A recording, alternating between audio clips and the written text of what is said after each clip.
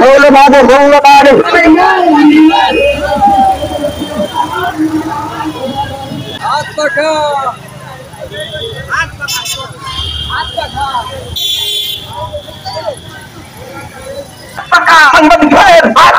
সবাই চলো 600+ মোটরসাইকেল এবং 30+ প্রাইভেট কার, হাজার হাজার জনতার আগমন এটাই প্রমাণ করে এক আসনবাসী পাখা মার্কাকে ভালোবাসে। কালিয়া উপজেলার জন্য একজন সৎ গণমানুষের নেতা পীর সাহেব তরুণরায় কর্তৃক মনোনীত, ইসলামী আন্দোলন কর্তৃক মনোনীত।